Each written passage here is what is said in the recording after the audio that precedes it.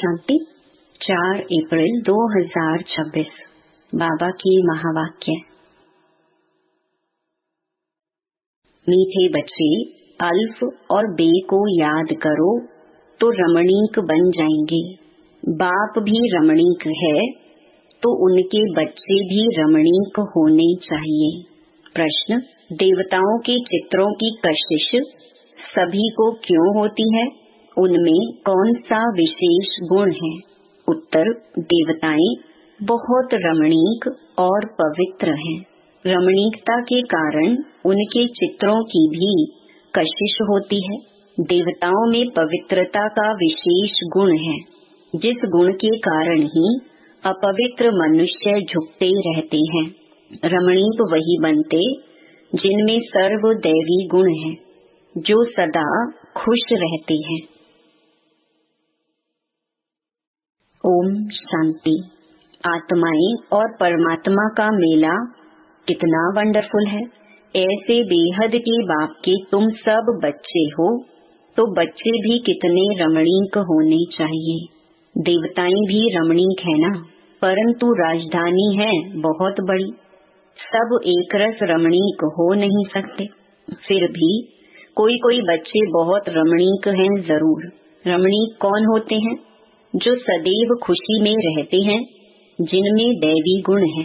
यह राधे कृष्ण आदि रमणीक है ना। उन्होंने बहुत बहुत कशिश है। कौन सी कशिश है? पवित्रता की। क्योंकि इन्हों की आत्मा भी पवित्र है तो शरीर भी पवित्र है, तो पवित्र आत्माएं अपवित्र को कशिश करती हैं, उन्हों के चरणों में गिरती हैं। कितनी उनमें ताकत है। भल सन्यासी हैं, परंतु वह देवताओं के आगे जरूर झुकते हैं। भल कोई कोई बहुत घमंडी होते हैं, फिर भी देवताओं के आगे अथवा शिव के आगे झुकेंगे जरूर। देवियों के चित्रों के आगे भी झुकते हैं, क्योंकि बाप भी रमणीक है तो बाप के बनाए हुए देवी देवताएं भी रमणीक हैं। उनमें कशिश है पवित्रता की। वह कशिश उन्हों की अभी तक भी चल रही है, तो जितनी इनमें कशिश है उतनी तुम्हारे में भी कशिश होनी चाहिए। जो समझते हैं हम यह लक्ष्मी नारायण बनेंगे, तुम्हारी इस समय की कशिश फिर अविनाशी हो जाती है, सबकी नहीं होती, नंबर वार तो है ना।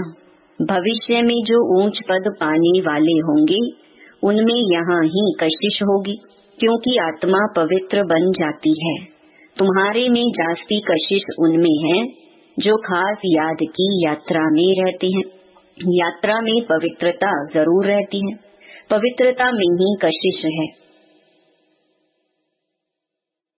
पवित्रता की कशिश फिर पढ़ाई में भी कशिश ले आती है। यह तुमको अभी पता पड़ा है। तुम उनके लक्ष्मी नारायण के ऑक्यूपेशन को जानते हो। उन्होंने भी कितना बाप को याद किया होगा। यह जो उन्होंने इतनी राजाई पाई है वह जरूर राजयोग से ही पाई है। इस समय तुम यह पद पाने के लिए आए हो। बाप बैठ तुमको राजयोग सिखाते हैं, यह तो पक्का निश्चय कर यहाँ आए हो ना। बाप भी वही है, पढ़ाने वाला भी वही है, साथ भी वही ले जाने वाला है। तो यह गुण सदैव रहने चाहिए। सदैव हर्षित मुख रहो। सदैव हर्षित तब रहेंगे जब बाप अल्फ की याद में रहेंगे, तब बे की भी याद रहेगी और इससे रमणीक भी बहुत होंगे। तुम बच्चे जानते हो हम यहाँ रमणीक बन फिर भविष्य में ऐसा रमणीक बनेंगे। यहाँ की पढ़ाई ही अमरपुरी में ले जाती है। यह सच्चा बाबा तुमको सच्ची कमाई करा रही है। यह सच्ची कमाई ही साथ चलती है 21 जन्म के लिए। फिर भक्ति मार्ग में जो कमाई करते हो वह तो है ही अल्पकाल सुख के लिए, वह कोई सदैव साथ नहीं देती। तो इस पढ़ाई में बच्चों को बड़ा खबरदार रहना चाहिए। तुम हो साधारण, तुमको पढ़ाने वाला भी बिल्कुल साधारण रूप में है, तो पढ़ने वाले भी साधारण ही रहेंगे। नहीं तो लज्जा आएगी। हम ऊंचे कपड़े कैसे पहने? हमारे मम्मा बाबा कितने साधारण हैं, तो हम भी साधारण हैं। यह क्यों साधारण रहते हैं? क्योंकि वनवा में है ना। अभी तुमको जाना है, यहाँ कोई शादी नहीं करनी है। वो लोग जब शादी करते हैं तो कुमारी वनवा में रहती है। मैले कपड़े पहनती, तेल आदि लगाती है, क्योंकि ससुर घर जाती है। ब्राह्मण द्वारा सगाई होती है। तुमको भी जाना है ससुर घर। रावणपुरी से रामपुरी अथवा विष्णुपुरी में जाना है। तो यह वनवा का रिवाज इसीलिए रखा है कि कोई भी अभिमान देह का व कपड़ों आदि का ना आए। किसको हल्की साड़ी है, दूसरे को देखते हैं कि इनके पास तो ऊंची साड़ी है, तो ख्याल चलता है, सोचते हैं कि यह तो वनवा में है नहीं। लेकिन तुम वनवा में ऐसे साधारण रहते हुए कोई को कितना ऊंचा ज्ञान दो, इतना नशा चढ़ा हुआ हो तो उसे भी तीर लग जाए। भल बर्तन मांजते रहो व कपड़ा साफ करते रहो। तुम्हारे सामने कोई आए तो तुम झट उनको अल्फ की याद दिलाओ। तुमको वह नशा चढ़ा हुआ हो और सादे कपड़ों में बैठ किसको नॉलेज देंगे तो वह भी वंडर खाएंगे। इनमें कितना ऊंच ज्ञान है। यह ज्ञान तो गीता का है और भगवान का दिया हुआ है। राजयोग तो गीता का ज्ञान ही है। तो ऐसा नशा चढ़ता है जैसे बाबा अपना मिसाल बताते हैं। समझो हम बच्चों के साथ कोई खेल कर रहा हूँ। कोई जिज्ञासु सामने आ जाता है तो झट उनको बाप का परिचय देता हूँ। योग की ताकत योग बल होने के कारण वह भी वहाँ ही खड़ा हो जाएगा तो वंडर खाएगा कि यह इतना साधारण, इसमें इतनी ताकत। फिर वह कुछ भी बोल नहीं सकेगा, मुख से कोई बात निकलेगी नहीं। जैसे तुम वाणी से परे हो वैसे वह भी वाणी से परे हो जाएंगे। यह नशा अंदर में होना चाहिए। कोई भी भाई अथवा बहन आए तो उनको एकदम खड़ा करके विश्व का मालिक बनाने की मत दे सकते हैं। अंदर में इतना नशा होना चाहिए, अपनी लगन में खड़ा हो जाना चाहिए। बाबा सदैव कहते हैं तुम्हारे पास ज्ञान तो है परंतु योग का जौहर नहीं है। प्योरिटी और याद में रहने से ही जौहर आता है। याद की यात्रा से तुम पवित्र बनते हो, ताकत मिलती है। ज्ञान तो है धन की बात। जैसे स्कूल में पढ़कर MA BA आदि करते हैं तो इतना फिर पैसा मिलता है। यहाँ की दूसरी बात है, भारत का प्राचीन योग तो मशहूर है। यह है याद। बाप सर्व शक्तिमान है तो बच्चों को बाप से शक्ति मिलती है।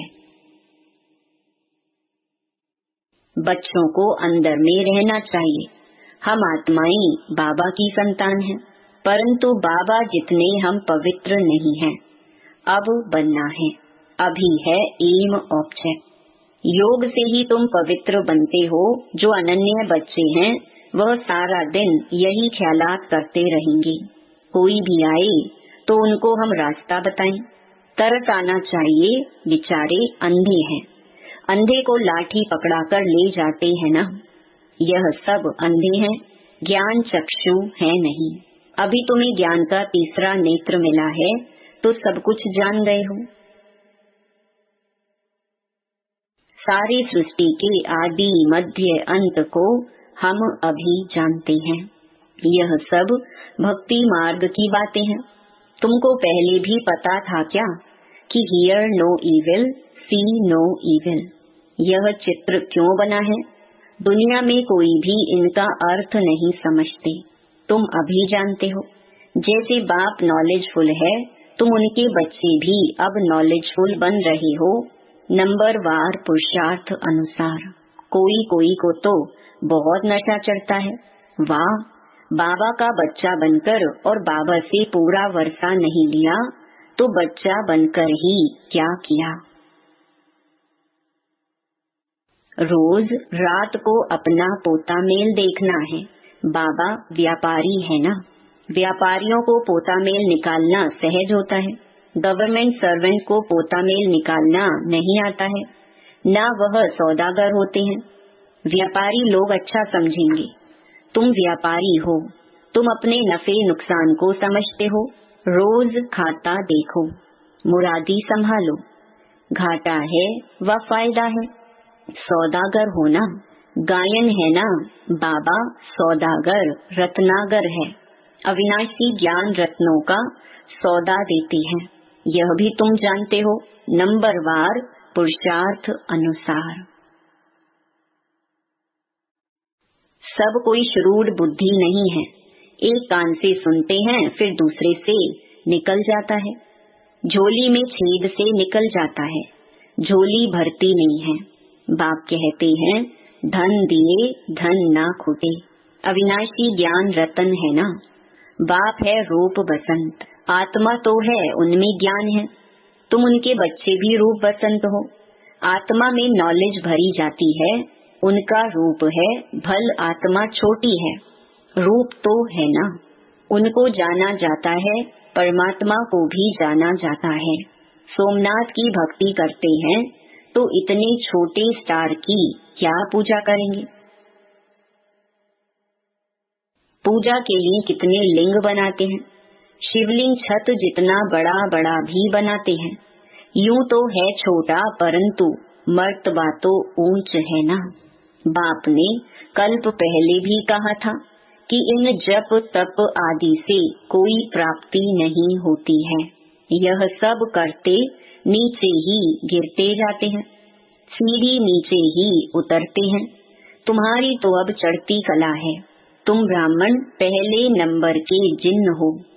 कहानी है ना, जिन्न ने कहा हमको काम नहीं देंगे तो खा जाएंगे, तो उनको काम दिया सीढ़ी चढ़ो और उतरो, तो उनको काम मिल गया। बाबा ने भी कहा है कि यह बेहद की सीढ़ी तुम उतरते हो फिर चढ़ते हो। तुम ही फुल सीढ़ी उतरते और चढ़ते हो। जिन्न तुम हो, दूसरे कोई फुल सीढ़ी नहीं चढ़ते हैं। फुल सीढ़ी का ज्ञान पाने से तुम कितना ऊंच पद पाते हो, फिर उतरते हो चढ़ते हो। बाप कहते हैं मैं तुम्हारा बाप हूँ। तुम मुझे पतित पावन कहते हो ना। मैं सर्वशक्तिमान ऑलमाइटी हूँ, क्योंकि मेरी आत्मा सदैव 100% पवित्र रहती है। मैं बिंदी रूप अथॉरिटी हूँ, सब शास्त्रों का राज जानता हूँ। यह कितना वंडर है। यह सब वंडरफुल ज्ञान है। ऐसे कभी सुना नहीं होगा कि आत्मा में 84 जन्मों का अविनाशी पार्ट है। वह कभी घिसता नहीं है, चलता ही आता है। 84 जन्मों का चक्कर फिरता आता है। 84 जन्मों का रिकॉर्ड भरा हुआ है। इतनी छोटी आत्मा में इतना ज्ञान है। बाबा में भी है तो तुम बच्चों में भी है। कितना पार्ट बजाते हैं, यह पार्ट कभी मिटने का नहीं है। आत्मा इन आँखों से देखने में नहीं आती है बिंदी। बाबा भी कहते हैं मैं ऐसा बिंदी हूँ। यह भी तुम बच्चे अब समझते हो। तुम हो बेहद के त्यागी और राज ऋषि। कितना नशा चढ़ना चाहिए। राज ऋषि बिल्कुल पवित्र रहते हैं। राज ऋषि होते हैं सूर्यवंशी चंद्रवंशी, जो यहाँ राजाई प्राप्त करते हैं, जैसे अब तुम कर रहे हो। यह तो बच्चे समझते हैं कि हम जा रहे हैं, खिवैया के स्टीमर में बैठे हैं, और यह भी जानते हैं यह पुरुषोत्तम संगम युग है। जाना भी जरूर है पुरानी दुनिया से नई दुनिया में वाया शांति धाम। यह सदैव बच्चों की बुद्धि में रहना चाहिए। जब हम सतयुग में थे तो कोई खंड नहीं था, हमारा ही राज्य था। अब फिर से योग बल से अपना राज्य ले रहे हैं। क्योंकि समझाया है योग बल से ही विश्व की राजाई पा सकते हैं, बाहुबल से कोई नहीं पा सकते। यह बेहद का ड्रामा है, खेल बना हुआ है।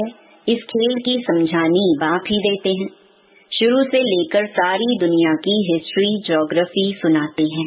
तुम सूक्ष्म वतन मूल वतन के राज को भी अच्छी रीति जानते हो। स्थूल वतन में इनका राज्य था, अर्थात हमारा राज्य था। तुम कैसे सीढ़ी उतरते हो वह भी याद आ गया। सीढ़ी चढ़ना और उतरना यह खेल बच्चों की बुद्धि में बैठ गया है। अब बुद्धि में है कि कैसे यह वर्ल्ड की हिस्ट्री ज्योग्राफी रिपीट होती है। इसमें हमारा हीरो हीरोइन का पार्ट है। हम ही हार खाते हैं और फिर जीत पाते हैं, इसलिए नाम रखा है हीरो हीरोइन। अच्छा, मीठे मीठे सिटी लधे बच्चों प्रति माता पिता बाप दादा का याद प्यार और गुड मॉर्निंग। रूहानी बाप की रूहानी बच्चों को नमस्ते। धारणा के लिए मुख्य सार। पहला, अभी हम वनवा में हैं, इसीलिए बहुत बहुत साधारण रहना है। कोई भी अभिमान देह का व कपड़ों आदि का नहीं रखना है। कोई भी कर्म करते बाप की याद का नशा चढ़ा रहे। दूसरा, हम बेहद के त्यागी और राज ऋषि हैं, इसी नशे में रह पवित्र बनना है। ज्ञान धन से भरपूर बन दान करना है। सच्चा सच्चा सौदागर बन अपना पोता मेल रखना है। वरदान, स्वयं को सेवाधारी समझकर झुकने और सर्व को झुकाने वाले निमित्त और नम्र चित्त भव। निमित्त उसे कहा जाता जो अपने हर संकल्प व हर कर्म को बाप के आगे अर्पण कर देता है। निमित्त बनना अर्थात अर्पण होना, और नम्रचित्त वह है जो झुकता है। जितना संस्कारों में संकल्पों में झुकेंगे उतना विश्व आपके आगे झुकेगी। झुकना अर्थात झुकाना, यह संकल्प भी ना हो कि दूसरे भी हमारे आगे कुछ तो झुकें। जो सच्चे सेवाधारी होते हैं वह सदैव झुकते हैं, कभी अपना रौब नहीं दिखाते। स्लोगन, अब समस्या स्वरूप नहीं समाधान स्वरूप बनो। ये अव्यक्त इशारे महान बनने के लिए मधुरता और नम्रता का गुण धारण करो। आप महान आत्माओं का हर मनसा संकल्प हर आत्मा के प्रति मधुर हो, महान हो। जैसे बाप का स्वभाव सदा हर आत्मा के प्रति कल्याण व रहम की भावना का है, हर एक को ऊंचा उठाने का, मधुरता और निर्माणता का है। ऐसे अपना स्वभाव बनाओ। अगर तेज बोलने का, आवेश में आने का स्वभाव है तो यह भी ब्राह्मण जीवन में बहुत बड़ा विघ्न है। अब ऐसे स्वभाव का परिवर्तन करो। ओम शांति।